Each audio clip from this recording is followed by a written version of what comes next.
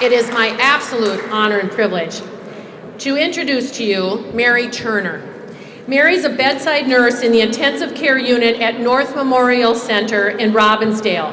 When she's not taking care of her patients and her family, she just happens to be also MNA's president.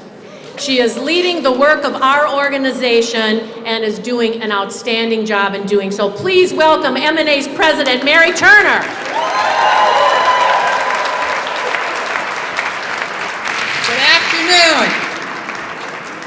Good afternoon. There you go. All right, there you go. All right. So, MNA nurses are very proud to stand with Take Action, Land Stewardship Project, and the Isaiah in this fight for Minnesota Care. And it's only logical and right that nurses fight this fight with you all. Because after all, the nation has said for 15 years in a row that nurses are the most respected profession in the nation.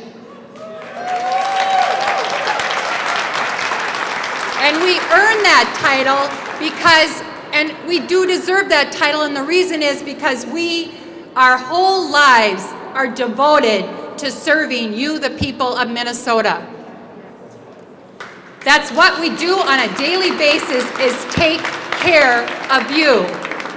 And so we're very passionate about this because we see every day patients suffering from lack of insurance. And I just have a story that's going to tell it all. I work in the trauma neurointensive care at North Memorial. One night, this stands out in my mind, I had two patients that were there because they had fallen. They had a diabetic crisis. They fell, and they were both intubated, meaning they were on breathing tubes, so they're in the intensive care. 3 o'clock in the morning, we'll call him Harold. Harold had his breathing tube removed, and I say to him, I said, Harold, how did this happen, Harold? You weren't taking your insulin. How did this happen?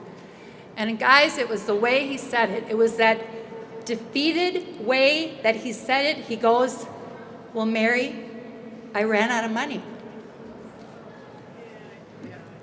The second person that I had gotten a report on that still was intubated, the report I got was this gentleman did have money. He could afford his insulin. However, his son was also diabetic. And so he was giving half of his medicine to his son so that he could live. He fell and ended up in the ICU. My point to the Senate committee that I told this story to last year was that insulin at the time cost around $500 a month for a diabetic, $500 a month. At that time last year, it was roughly $6,000 to $8,000 a day to spend in the North Memorial ICU. I told the Senate committee, I said, you all do the math. You all do the math. What makes sense? We need insurance coverage that will cover people's drugs so that they don't end up. We see this all the time, people being uninsured and ending up at much greater costs in our intensive cares and in our hospitals. And I'm sorry, but the nurses don't need job security that much, okay? We got plenty of people to take care of, okay? So this is huge. This is why we are such a main part of this move to save Minnesota Care and to make sure that everyone is insured, because we're in the front lines. We see the effects of bad policy every day, okay? I told Perez, Secretary of Labor, I said, nurses see the effects of bad policy every day, and we can't allow bad policy to take over our lives, okay? This has got to get solved for the people of Minnesota, for the people of this nation, and the nurses are going to be there every step of the way to make sure it happens. Thank you.